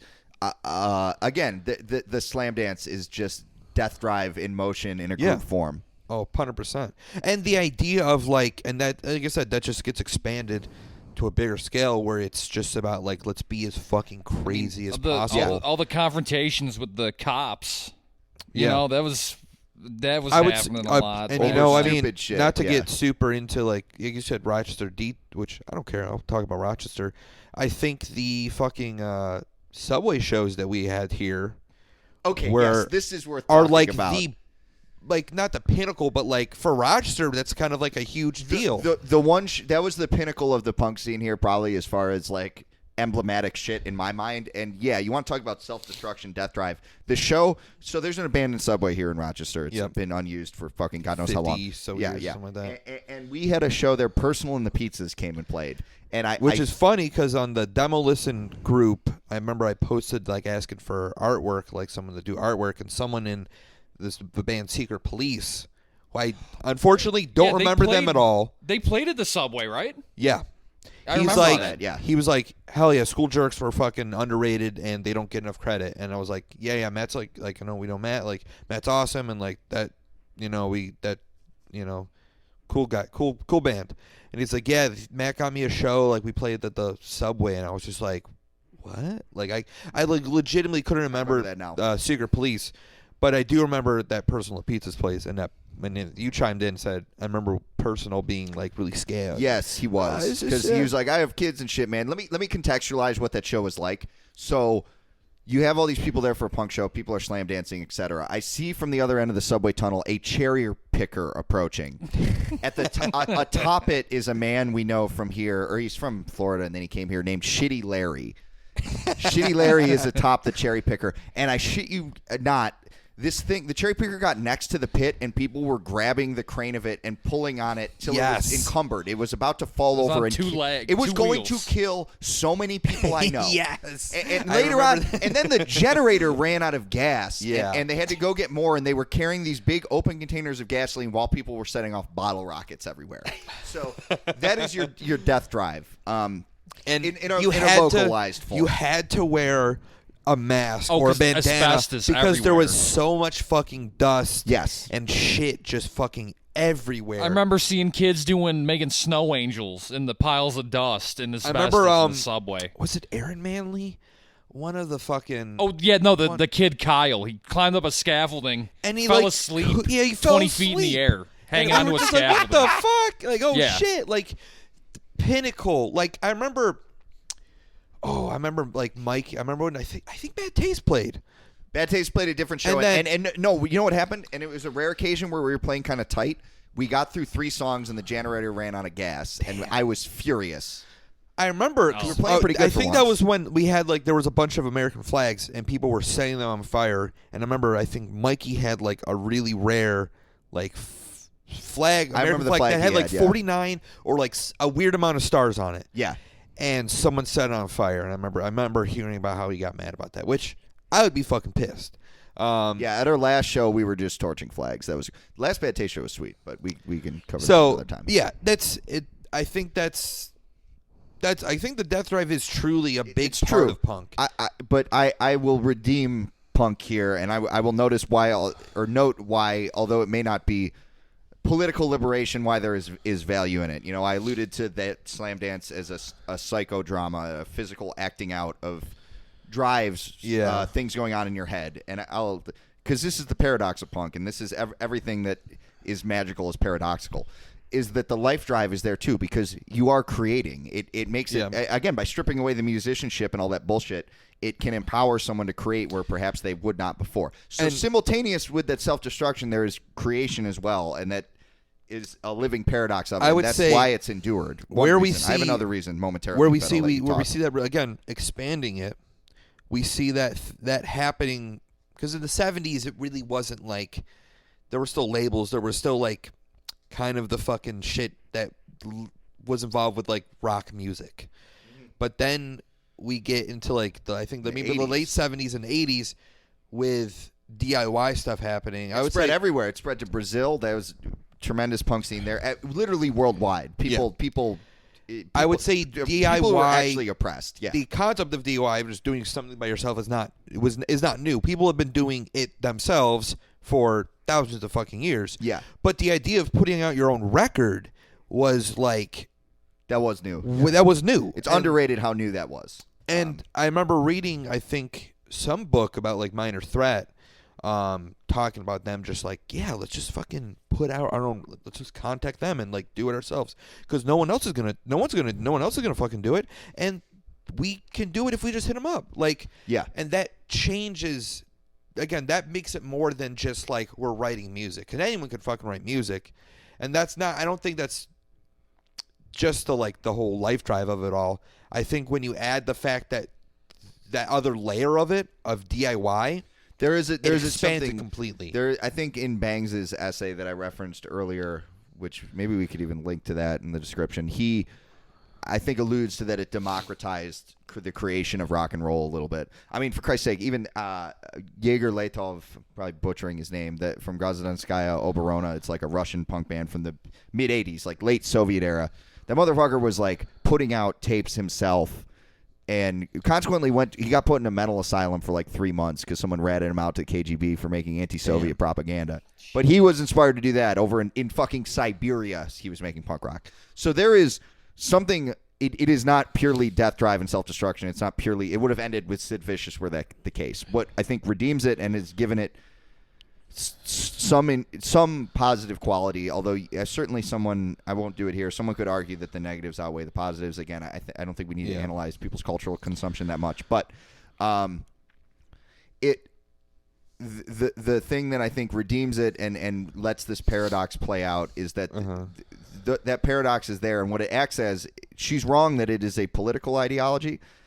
Or is rooted in it, or is political in any way. Yeah. I think punk, because this is what it's always been for me, is incredibly valuable as a form of therapy. Yeah, it is the most. It's the only like true catharsis that I've ever known, because you're able to go to a show and make this music, and whatever positive drive you have is channeled toward the creation itself. But those self-destructive instincts and that death drive can be acted out in a more theatrical way. And even though it's an antisocial impulse, you are doing it with other people.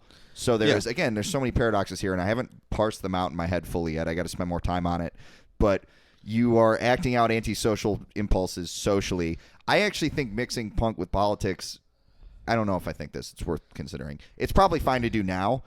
There is a risk with that because you're taking this therapeutic acting out of antisocial impulses and making it social and collective, and that could go a lot of bad ways, I think. Yeah. Now, this isn't to say that just sounds off. That does not sound good. Sounds dangerous to me. Now it didn't say don't sing about politics in a punk band. It's fine, but I think thinking of punk, and this is a broader point. This ties in with how people think about culture. I think the intermingling of politics and therapy that has been happening, I don't think is great. No. Like talking about politics in terms of lived experiences and centering voices and all this kind of stuff. I think that to me defangs politics. Like if you're talking about politics, you got to be fucking serious. Like, you have to be talking about state power and the distribution of resources and friends and enemies.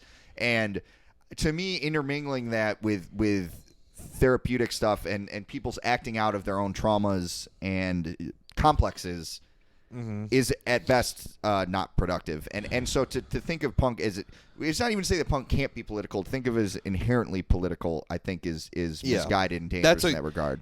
And I think that's a big issue that happened with punk probably is that when you think of punk, when someone thinks of punk, they think politically. And it's tied way too much to politics now, I think, in like a grander sense of it. To where we get fucking morons being like, well, Donald Trump's in office, so I guess we should get some good punk records now. Fuck you. There's been good records since you stopped listening to Green Day in 2004. Yeah, for years now. Fucking shove it up your fucking ass. And if you don't think there's fucking good punk shit now, you don't know what the fuck is going on. Well, that shit pisses me the fuck off. And all those people should be executed in a parody sense. Once no, they'll be re-educated in a not in a not parody sense. Way. That's something I actually mean. But they'll be executed in Minecraft. Yeah. In real life, we'll just re-educate them. But So I know I said punk was fascist or whatever. I think that's worth considering. There is something to that. I don't think that is wholly wrong. Someone's gonna just pull that and be like, Jake Razor thinks punk is fascist. Punk. Jake Razor. Or alternatively, Jake Razor loves fascism. Go with whichever one you like. That's the one I feel like you just people gave him it. They're gonna be like, Jake Razor loves fascism. It's like, wow, I can't believe it. And now Tyler's saying it too. Yeah, but if I were to end on like a positive note, I think the therapeutic value of punk as a way of acting, I think that is the value of it, because that feeling that whether it's good or bad, I think that's why it has persisted despite its own self-destructive tendencies. Albeit, as I alluded to earlier, it's constantly becoming an imitation of an imitation of imitation. It's more and more abstracted. And until you are imitating something that was never real in the first place, and you get this girl on TikTok, whatever. Yeah. Which I think, I don't think she's like she's not an idiot or anything like that. No. I just think that she's not looking at it broadly enough. It's maybe a little bit misguided. And I think if you look at it now punk is different, but also punk in and of itself is like so much more broader than it used to be. Like rock is so much 100 times more broader than it used to be in 1970. You could even say punk fucking is rock music, but which I would say it is. There's a great Lester Bangs quote where he says, I'm gonna misquote. I'm paraphrasing a little, but he says, "In life, nothing ever does what it's supposed to in life, but in rock and roll, it always does, and that's why rock and roll is fascist." I was gonna say, so we. To go off the death drive, life drive kind of idea, you have the Sid Vicious suicide, not suicide, but death from an overdose specifically. And I think that's important because then we have, we got people moshing and stuff like that, which is, like you said, that's good because it gets out it kind of is therapeutic and it gets out your anger and frustration. You're doing it with people. Yeah. If you were at home, if you told me I was at home listening to Cro-Mags or Marauder and I am moshing in my living room, I would say I'm gonna call a mental health check on you. And you say you do that once a week. Once a week. Done that. I've done that too as for fun. But if you're like, yeah, every week I listen to Hatebreed and I fucking just mosh and I fucking just do windmills and shit, I'd be like, there's something there's something inherently wrong with you. Yeah, that's fucked up and weird. I was gonna say, I think there's a good way to look at it is you got with the fascism thing, where you have the straight edge scene, which is okay, well, we're not going to do drugs at all. That kind of eliminates the whole overdose scenario.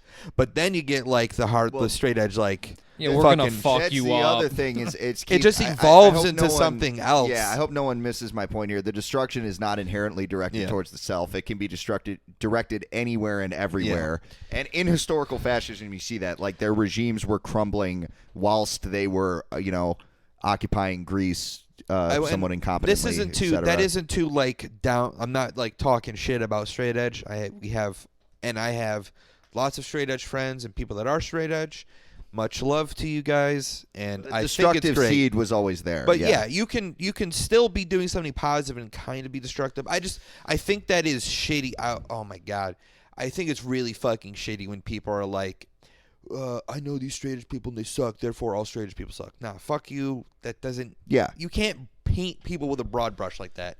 No matter who it is. I might go back here. I'm going to keep going back and forth on this. I'm going to keep thinking about this, I'm sure. But if also, I think we should preface this. We're also very dumb. yes, We're not the smartest. We're not fucking dumb. people. We're shot. We're shot. Yeah, We're shot. That's a I'm good point. completely fried. But maybe I'm harnessing that in a good way. If you're here. still listening to this, like we're not, take our everything we say with a grain of fucking At the same salt. time, I would love it for people to yell at me and tell me why I'm wrong. That would be good. But now I'm questioning it again in my head because my earlier point trying to be positive was, punk has this. Because what I was trying to get at is why is this still such a thing? Like, why are we still talking about punk? Like, Arguing about the definition. Like people aren't talking about disco. This isn't, this is sort of a unique subcultural phenomenon I think in terms punk and metal, those two. Yeah. because I think because this has punk fascinated people to a unique degree. Yeah. Punk was has work, I guess we could say maybe more working class and just homegrown. It wasn't it wasn't really necessarily manufactured. I Like think in a lot England of that other was things especially a was. big deal. Even if the guys in England were mostly actually college students, university students, think and that- shit. yeah. The fact that anyone, I think the first even Sham 69, they had one working class guitar player. The first real working class punk band was the Cockney Rejects. Yeah. And I would assume that in England, the fact that the fucking Cockney Rejects, those guys with missing teeth and shit, who were awesome, by the way, a magical band, great guys.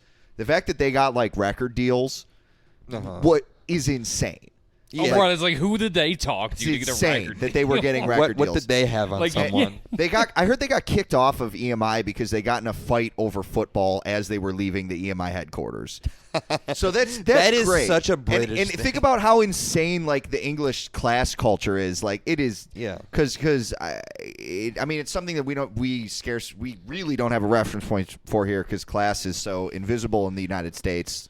To at least the people who bet. No, even the poor people too. I think to a large extent, it's so obfuscated. In England, it's a little different, but I would say too, I think it's no different than with metal too, because metal was maybe the earlier roots, but I would say stuff like death metal and thrash metal, especially death metal. Death metal was and I would say death metal has nowhere near as much relevance as punk in the grander scheme of culture, but that was solely rooted in not solely but very rooted in the idea of tape trading and the idea of just not giving a fuck and just pushing limits and extremes and expanding on it that's rad and that's interesting. It's not interesting when it's we had this it was if it's manufactured, because then it boils down to a group of people as opposed to a this is the scene. simulacrum at work because you could argue that we can't do a Sex Pistols thing now, but you could argue that elements of it were manufactured. Oh, yeah. But if you have But that's just the Sex Pistols. but you can yeah, exactly. I would say. Yeah, Who are very mostly, important. yeah, Who mostly, are more important than almost a lot of those 77 yeah, bands. or any band, most bands. But Yeah. but that's the fascinating thing is that you have something that is to an extent manufactured, but also real, but also manufactured, and then people imitating it, trying to replicate it, and it's more real than the real thing. Yes. Oh, yeah. A perfect. I guess maybe a really good Discharge? example. I guess Discharge. that, yeah, Even the Dead Discharge. Boys, 'Cause if you wanna Discharge go to- started as kind of a shitty fucking Sex A Pistols. horrible sex. Sorry, the Discharge demos aren't good. They suck. Yeah. I mean, nobody wants to hear them play shit like I that. wanna hear The them That's play first why. fucking U.S. band Discharge. to be influenced by the UK was the Dead Boys, which I think was kind of the birth of hardcore. Yeah. So yes, you end up with an imitation that is more real than the real thing. And now punk, and I'm not saying that they're better, but the punk bands that are around now in 2020 and are playing lodge shows for a couple people like we are, that is simultaneously the most authentic punk has ever been, and more of an imitation and simulacrum than it ever was before. It's true. So as it gets faker, it gets more real. I was gonna say to kind of parallel that to metal, you have a band like Bathory that they put out their records. they like I don't know the fuck Quorthon did, but they weren't trying to sound like he was not trying to sound like the way he was sounding. I remember reading in the Swedish death metal book, like he did not like the third album or the first album. I think he didn't mind the second one, The Return.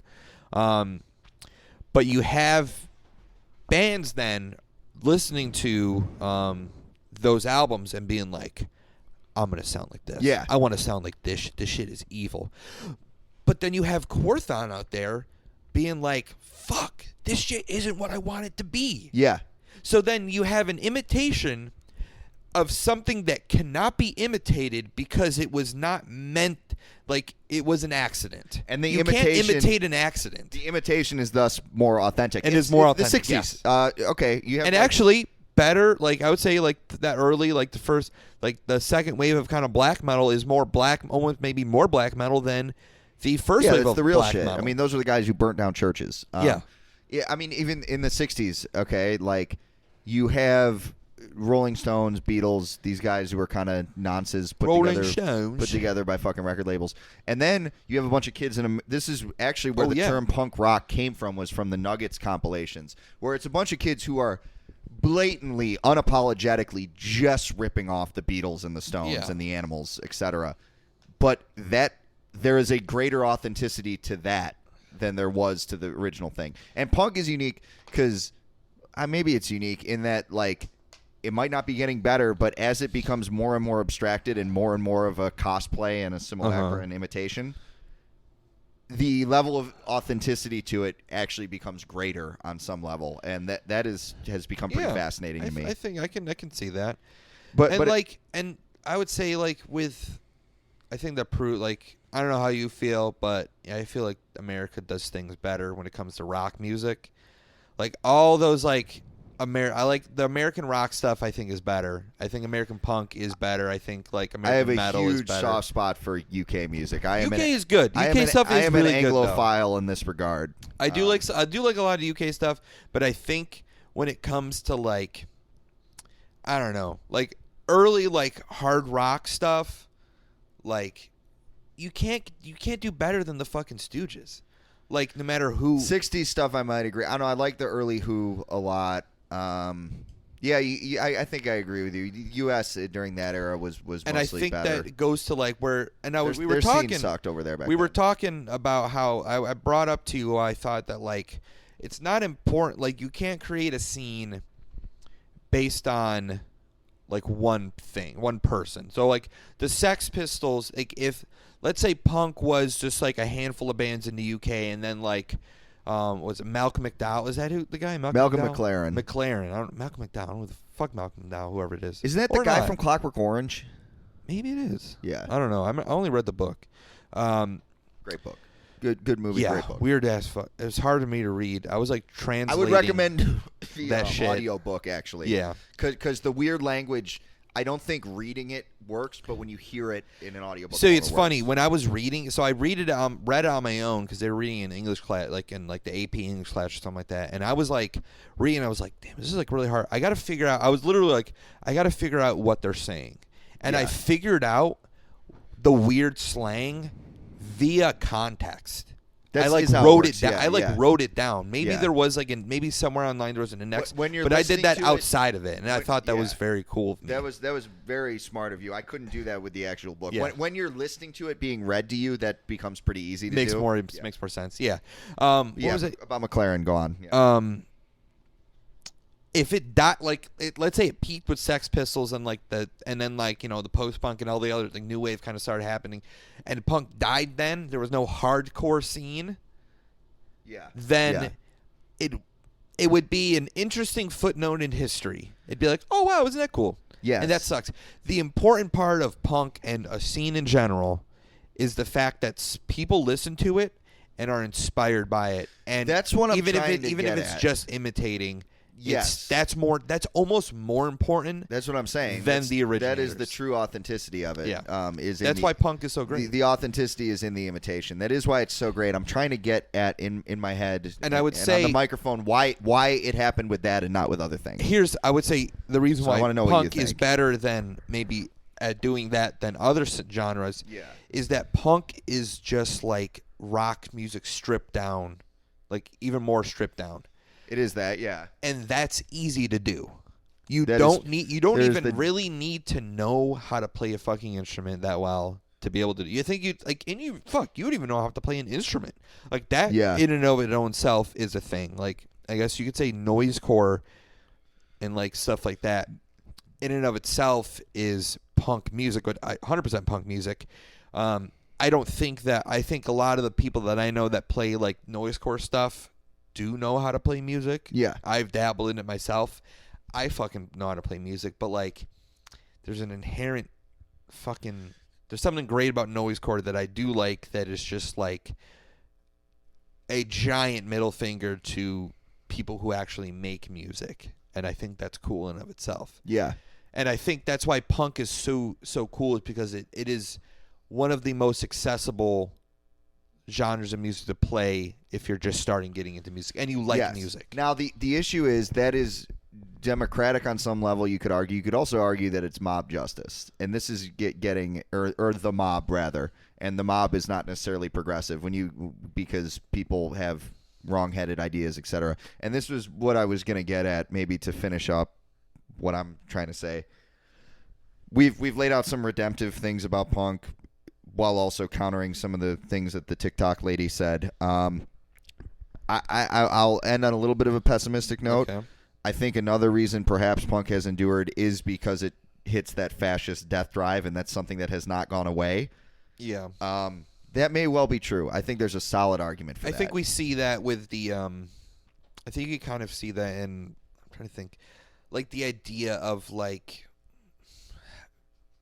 I think you see it more in like metal, but like the idea of elitism and like having an actual count, like I am against like this part of society and I am an outsider. I think that really scratches that itch, and I think that that is antisocial. That's part of the and death I think drive. that can lead to fucking fascist. I mean, you can start with the Sex Pistols. I want to destroy the passerby. That is, there's your death drive for you. So I what think did the passerby do to you, man? Yeah, like, exactly. Chill out, Nothing. dude. Yeah, it's just some guy. But I think the enduring nature of punk and the fact this remains so fascinating to people and people keep doing it may be tied to that. But I would add that if you think that repudiates the whole thing or it means you can't listen to it, like, I hope you don't watch Star Wars either. You better stop reading Harry Potter.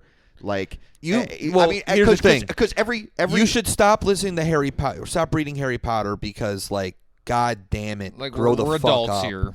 Stop reading Harry Potter right maybe now. you can't, because here's the reality is that there's no universe where punk wouldn't be reactionary or right wing or bad on some level, because it is a product of a society where that is the ruling ideology. You can't create anything under this system in this society because we have not conceived of another way to think of things. Like, we are fully mired in capitalism. We have no other reference point whatsoever. Also, so you can't. So it's a difference of degree, not of kind. Like, you could get art that's less fascist, but all of your art's going to have some fascism in it, because we don't. Fascism isn't the right word. I'm pedantic in this way, but you're not going to have any art that isn't reactionary because we live in that society. I think we're using fascism in like the we live in a society. overall, overarching sense of like Joker control. More than like not even in control, just that antisocial, destructive drive, and that's very self-absorbed and comes from the ego. Is where it comes from. I would say that dirty me fucking telling surplus people, enjoyment that you get. Me telling people that they can't or shouldn't listen to Harry Potter or read Harry Potter is kind of fascist in a sense, because it's like, you should just be able to do whatever the fuck you want. I don't care if you read Harry Potter. No, that is the fascism, is the libertinism. It's Salo. It's making the little boys eat shit or whatever. Because you can say that you're the only person doing that, but everyone does it. But on some level, we have no choice but to think that way, because we haven't conceived of another way to think. So if really quick, yes. Do we want to get food? Yes. Do you want to order something? We can. If you're down, we can wrap this up momentarily. Yeah, we can wrap it up in a little bit. I mean, I'm almost done. I guess. Let me finish this tear that I have, and then I'll stop. Like it. So if any of these thoughts on punk being death drive, fascist, whatever, bother you or turn you off to it, that's fine. Good fucking luck finding any other art to consume that doesn't have that baked into it. I don't think you can. My view is that is in all cultural products produced by this society, by the nature of this society. You can't consume or make something that doesn't have that. It's just a matter of how much of it is in it. You know what I mean? Those are the ingredients you're working with. You can fucking change the ratio of ingredient to ingredient, but it's going to be in there. That's a terrible metaphor. It doesn't make any sense, but I hope people get it anyway. If you want to just minimize the amount of fascism in the art you're consuming, don't listen to punk. You could try like Raffi or something and see if that works. So Yeah. you could listen to the fucking Wiggles. I don't know. They're Australian though. That's kind of Crazy Frog. Kind of sus. Yeah, listen to Crazy Frog. Crazy Frog would be right up the alley, I think, out of anybody who doesn't want. Yeah, children's music. Yeah. Well, if you're think going about to it. think like a Think child, about listen to children's music. We are the champions. Beep bop My beep friend. bop dee ba you know. Ding Scatman dang, John. we're the champions. We are the champions. It's can not I am the champions. We are the champions. That's true. That is pretty But progressive. maybe he's talking about we are the champions. Talking about and- just white people. Yeah, Yeah, or it's like just white people. like the I fascists. mean, he is a crazy frog. Who knows? The origins of I remember reading the origin of Crazy Frog and being like, it came from a kid. It let's came end from on a this, yeah. It came from a kid. Play the song. Recording him imitating like a two-stroke engine, and I was just like, no, that's not That possible. can't be right. That can't be right. It can't be a kid going. Is that true? That is true. That's not the way- someone going. I'm not surprised. Someone being like, you know, what we should do is we should do be stupid. an electronic song. I was like, it almost like is like it's kind of like that thing where it's like you don't want to meet your idols. That happened. That's how you with feel me. about Crazy Frog. That's yeah, with what me and with Crazy Frog. What's the con with that? The Crazy Frog. Yeah, that's literally what it was. Oh, right, because you figured out what the deal. Oh, Yes. I figured out the yeah. deal with it, and I was like, it's a kid. It was a the kid. idea of Crazy Frog has been destroyed by the reality. And it's like, You never want that to happen. it's like the No. reality is like this couldn't have been this more stupid. It's kind of like learning about PPAP, the pen pineapple apple pen thing, where it's just like he was like, yeah, I just saw these things that was on my what a table it is. Table or something like That's that, why and that I was don't want to it. go back to It's punk like, rock, but fuck. that's why I envy the people who got to hear the Sex Pistols without like knowing all of the narratives about the Sex Pistols. we've Yeah. gotten since. The only narratives they would have had would have been from British tabloids, which would have been insane. Yeah. Because you would have thought that these guys were making the sky fall. I mean, Yeah. people were. Imagine hearing the Ramones and not knowing what the Ramones was. So I should do that. mean, the reality destroys the fiction. The reality of the fiction is better than the fiction of the reality, always, every time. And the reality is that the Sex Pistols were ICP before ICP. I mean, they were the world's most hated band. True. That's true. My mean, two that's favorite some- bands. That's something. And Steve Jones, he did a song with ICP. Did he really? On the Great Malenko album, yeah. I did not He know played that. a We guitar- have played to guitar listen on a to song, that. yeah. Whoa. You know, guys, I would it all submit comes that- full circle. It always comes full Yes, circle. yeah. I might submit that Sham 69 was the ICP of punk because they had more of a grassroots following specific to them. The Sham army that was. They were totally the Juggalos of England. Everyone hated them. They started fights constantly. They were racist. I don't know if Juggalos are racist. I've often wondered that if They anyone, are anti, I pretty think sure, they 'cause are. ICP So promotes, Juggalos are more woke. you know, yeah. Joe's pretty cool. I mean, I This is think a the pro idea. Juggalo podcast. Yeah, fuck This it. is a pro-Juggalo, anti-Steve Vai. Here's the thing. Do we wanna hang out with Juggalos? No, fuck no. But like, no. But like, oh man, it was so funny. We were talking about Baltimore accent yesterday, and I resumed the call of this Come Town episode, and just hear Stav going, I'm going to get my car wash. I was just like, Gay Napa.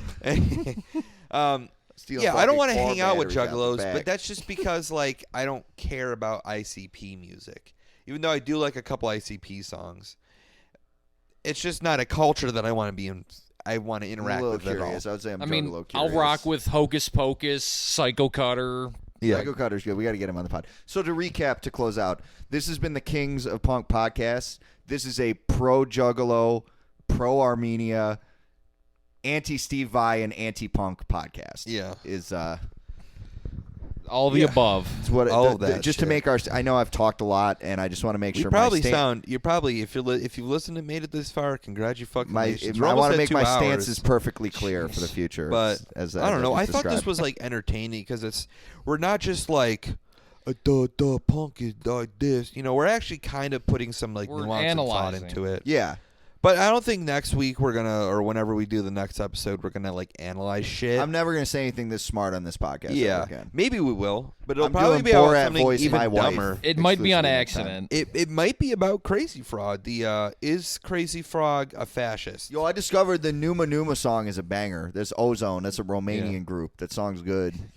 I tried to look it up last night, and I like typed in Numa Numa, and nothing comes up. What do you mean?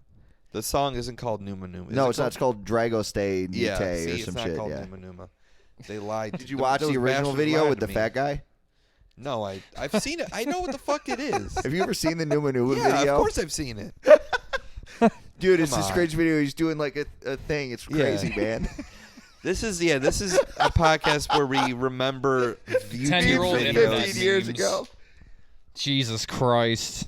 Yeah, so oh, He's doing like this thing. And, oh, it's sweet, man. I guess that's a good time for us to sign off. We've hit over almost 2 hours, so Wow. hour 50. Okay, gotta- that's a I lot gotta of put that- content. Yeah, let's That's- fuck off. that's a Let's go get lot. some food, guys. All right. Thank you. See ya. Bye. See ya.